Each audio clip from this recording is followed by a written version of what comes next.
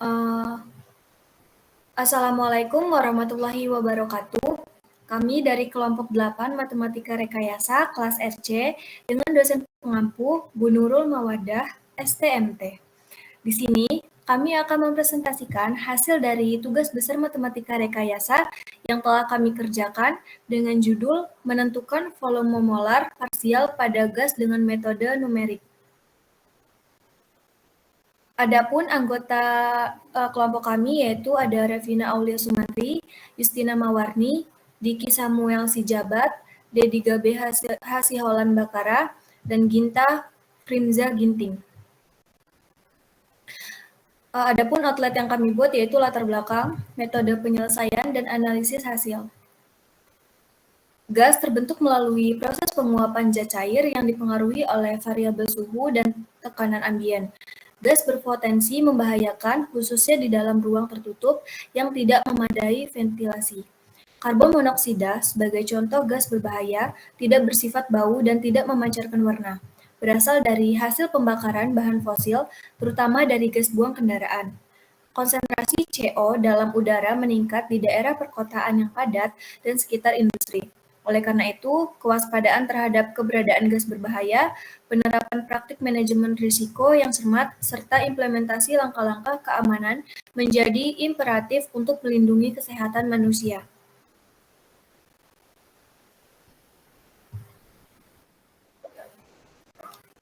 Tujuan penelitian. Yang pertama, mengetahui besaran volume molar parsial menggunakan persamaan van der Waals dengan penyelesaian menggunakan metode terbuka atau Regular-Valls dan tertutup atau metode sekant dengan melihat persamaan akar baru yang terbentuk. Yang kedua, menganalisis tingkat keefektifan dan keakuratan dari setiap metode yang digunakan.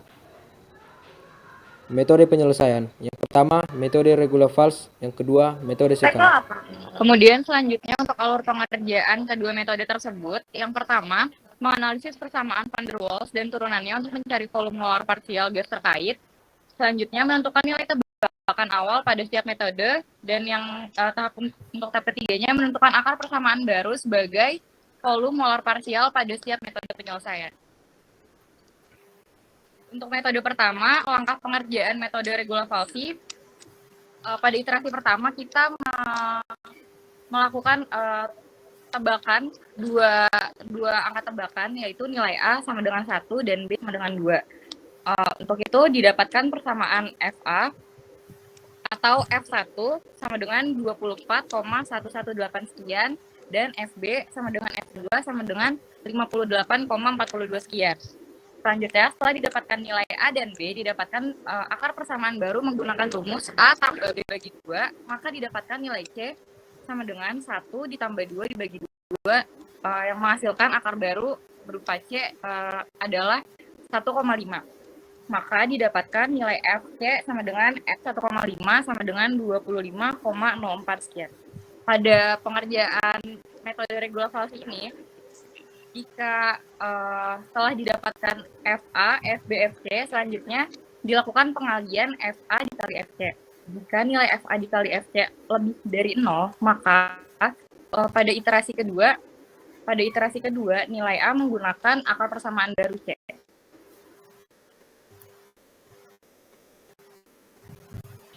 Lalu untuk langkah kerja metode sekant, pada iterasi ke-1 itu, pada saat Fx0-nya itu menggunakan rumus P ditambah A dibagi V pangkat 2 dikali dengan V dikurang B, lalu dikalikan dengan R dikalikan dengan T.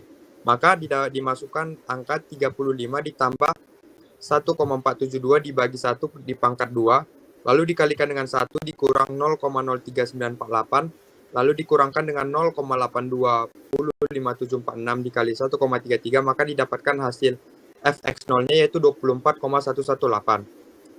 Untuk mencari nilai Fx1-nya, maka digunakan rumus sama seperti Fx0, hanya saja mengganti V-nya menggunakan X1, yaitu 35 ditambah 1,1472 dibagi 2 akar 2, lalu dikalikan dengan 2 dikurang 0,039, lalu dikurangkan dengan 0,082 dikalikan dengan 133, maka didapatkan hasilnya itu 58,42. Maka nilai Fx yang pertama itu adalah 58,426. Lalu untuk mencari X2-nya itu menggunakan rumus X1 dikurangkan dengan nilai fx1 dikalikan dengan x1 dikurang x0, lalu dibagikan dengan fx1 dikurangkan dengan fx0.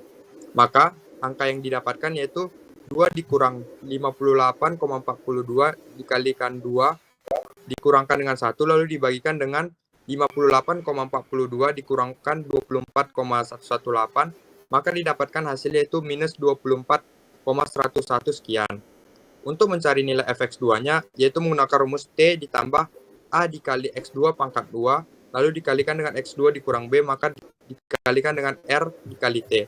Maka angka yang dimasukkan yaitu 133 ditambah 1,472 dibagi minus 24,1013 sekian pangkat 2, lalu dikalikan lagi dengan hasil pengalian R dikali T. Maka hasil yang didapatkan yaitu minus 855,903 sekian. Nah, untuk mencari errornya itu menggunakan nilai absolut antara X2 dikurangkan X0. Maka nilai absolut yang didapatkan yaitu 25,101 sekian. Nah, untuk iterasi kedua sama dengan iterasi pertama, namun menggunakan tebakan awal yaitu X0-nya itu sama dengan X1 yaitu bernilai 2, lalu X1-nya itu yang bernilai X2 yaitu minus 24,1013276. Untuk fx0 sama seperti rumus sebelumnya, maka fx0 yang di iterasi kedua mendapatkan nilai 58,426, lalu pada fx1 mendapatkan nilai minus 855,903, pada x2 itu didapatkan nilai minus 58,428 sekian, dan pada fx2 itu mendapatkan nilai minus 257,313 sekian. Lalu untuk errornya mendapatkan nilai absolut antara X2 kurang X0 yaitu 60,4283 sekian.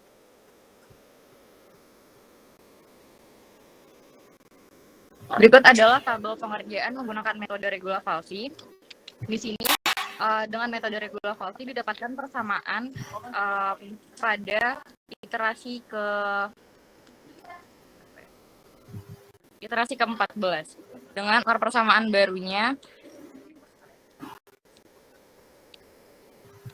24,8078 sekian.